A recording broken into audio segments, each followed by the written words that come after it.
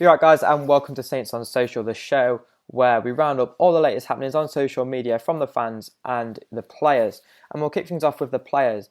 And looking at Shane Long, he retweeted a picture of the Under-15s Cup over in Ireland versus Villa FC and Evergreen FC. And the cup's actually named after Shane Long. Like, imagine that. Shane Long has a cup named after him.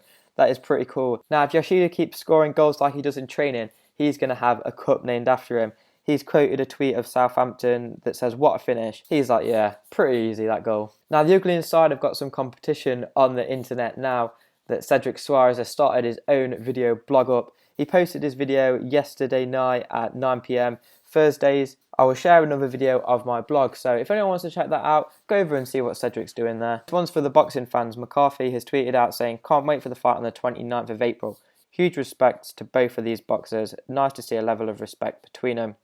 I feel like I repeated the word respect a lot there. But Joshua versus Klitschko, and he tweeted this after the Gloves Are Off show, which is where the two boxers kind of sit down, they face each other, talk about how they're going to beat each other in the fight. And it didn't really go like that because they were talking more of how much they respect each other, more of how they're going to knock the heads off each other. So it is nice to see that in sport, and it is going to be a huge fight. And for me, I think it's going to be Joshua. If there's any boxing fans, let us know who you think is going to win that fight. Now, Jack Stevens has said, "Get in. Congratulations to Plymouth Argyle. Brilliant day for the club and the city." Now, if you didn't know, we actually got Stevens from Plymouth as a youth player.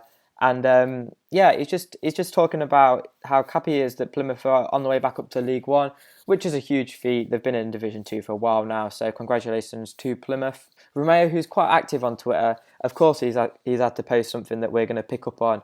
And he spoke about his Premier League debut over with the official Premier League Twitter account. And that was whilst he was at Chelsea. And he just talks about how coming over from Barcelona and then coming into a Premier League, which is completely different to Spanish football. It's quite interesting. It's a minute long, so I definitely recommend going to see that. Virgil van Dijk's also tweeted about his return to fitness, how he's on the treadmill every other day.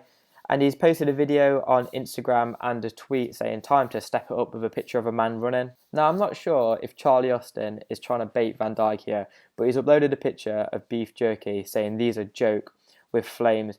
And I've got to say, beef jerkies aren't for me, but Austin, if you like them, go for it, mate. But that's it from the players. They haven't really said anything else. They're probably hard at work training, something like that, whatever football players do. But yeah, we'll see what you guys have said. And we'll start things off with the talk of the financial takeover, whether it's happening, whether it's not. There's so much speculation about it. And Richard commented saying, "Keep them at bay, Katrina. I would prefer her in charge of mid-table stability rather than money madness. It didn't do Cardiff any good," which is a really fair point. Cardiff now, they're in the Premier League, tried to pump a bit of money into the club, ended up getting relegated. They couldn't afford to keep a lot of the players. So now they're a kind of mid-table to relegation championship side. And I can't see that happening with Southampton, but there's a potential that if a financial takeover did happen, you look at what happened with Manchester City as the best example. Everton, they're starting to put a bit of money into the club now, they're doing well. So who knows what could happen? It's split 50-50 down the middle, whether fans want it or not. But for me, I don't think it would do any harm, me personally. And whether or not Saints get a financial takeover, there is one player who has been a target for Saints, and that's Pontus Jansson from Leeds, the centre-back. And marching on together, a Leeds fan channel, I assume, have commented he would be an ideal replacement for Van Dijk, as he's similar in many ways, great in the air, great at set pieces, and shows genuine passion, but he's going nowhere. Now, is that realistic? A Premier League club come calling for a championship player? I think it would happen. So sorry, marching on together, but I think if Saints really wanted Jansson that much, then I think he'd be on his way. Now, something special happened after the Manchester City game, which probably not a lot of you know about. Some Italian guys, a group of friends, flew over to watch that game in particular. And there was a comment under the video that said, "Damn, the guys were close to tears. We didn't really turn up. Having Gabby and Davis back in the side should boost our confidence," which it should. But on those guys flying all the way from Italy for a Saints game, now that is dedication. You can't call them armchair supporters, I say glory supporters then. And whilst we're speaking about fan cams, there were two comments from Kalechi and from Dan complimenting what someone was saying in there. And he said, "I love the guy on the right, speaks absolute sense. If we did hang on to some of our players, we'd be a title challenging squad."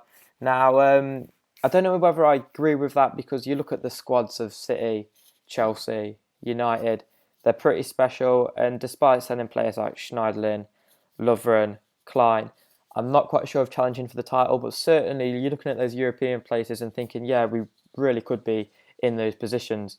But as well, Dan said, the lad on the right speaks total sense. Couldn't agree more. But yeah, that is it. There hasn't been that much happening over social media the past week. Let us know if we've missed anything that has been blindingly obvious that should have been on this. But yeah, thank you for watching. See you later. Leave a like rating if you could, and bye-bye.